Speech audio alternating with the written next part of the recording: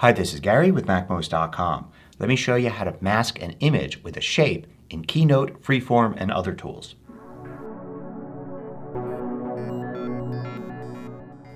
MACMOST is brought to you thanks to a great group of more than 1,000 supporters. Go to MACMOST.com/Patreon. There you could read more about the Patreon campaign, join us, and get exclusive content and course discounts. So in Keynote, if you want to bring an image in, you can drag and drop an image from the Photos app or as a file and bring it in here.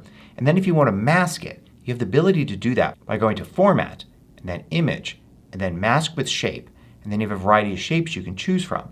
For instance, I can choose an oval here and I basically masked it into a circle. I can change the size of the circle here and I can zoom in and out. And when I'm done, I get something that looks like this. But what if you want something more than the shapes offered right here? Well, you can use any shape in the Shapes library and combinations of shapes to create some interesting effects. So for instance, let's start by adding a shape. And I can choose any shape I want. So let's go to Objects here and choose a t-shirt shape. And then let me size it to get it approximately the size that I want. And then with that selected, I'm going to also select the image. So I'm going to use the Command key and then click on the image, and I've got both selected now. Then when I go to Format, Image, I get Mask with Selection. There's even a keyboard shortcut for it. If I use that, it's going to mask the image with the shape, and this is the result. Now I can shrink the image down, I can move it around, and click Done, and now I've masked it to that shape. Once you've done that, you can double click and you can resize the image and move it around a little bit, but you can't edit the shape. So I'm going to undo back to when it was just a shape and an image. And now with the shape selected, I can go to Format, Shapes and Lines, and I can make it editable. And now I can edit the different points here. So I could stretch it out a bit, for instance, to create the shape I want. And now when I select the image and then the shape and then I apply the mask, it will use that shape. So you have to edit the shape beforehand. Now you can use this technique to create a whole variety of different effects. For instance, you can add multiple shapes.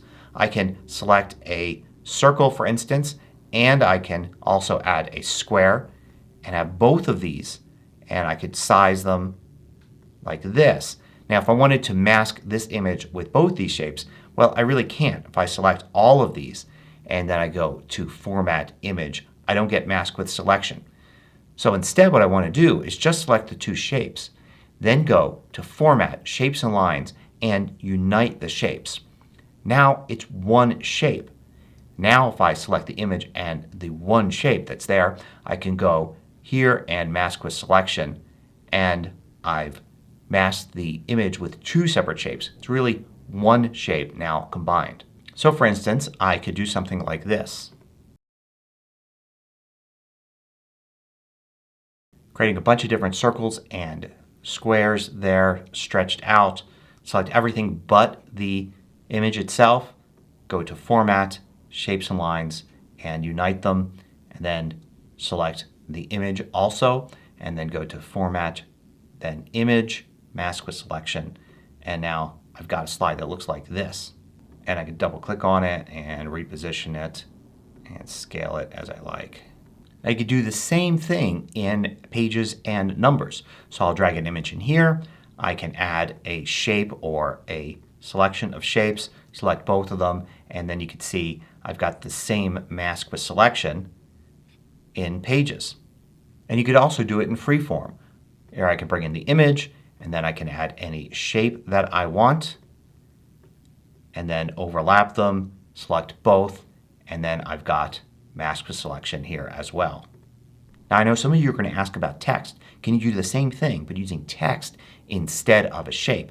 And you can. You can't do it in Freeform, but you can do it in Pages, Numbers, and Keynote. So here in Keynote, it's a very different process. First I'm going to create a text box here and I'm going to type something. And then I'm going to make it some text that kind of can be filled in. So I'm going to select some sort of thick text and I'm going to make the font size huge so it fills the slide like that.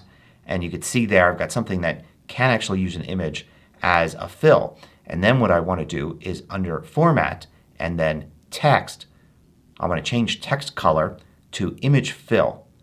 And then there's this little chip right here. I can actually drag and drop an image into it. And you can see how it fills the text with that image. And you could still go beyond that and click the tools here and then add an outline and even set the outline to a color like white here and create a nice filled text effect. Once you have a masked image like this, you can reuse the mask if you want. All you need to do is select it and then go to Format and then Image. And you can click here to replace the image with something else. So I could, for instance, copy this from one slide to another and then click Replace and then select another image. And then I can double click it, adjust it, and you can see how I've used the same mask there but on two different slides with two different images. I hope you found this useful. Thanks for watching. If you liked this video, click the thumbs up button below to let me know. I publish new tutorials each weekday. Hit the subscribe button so you don't miss out.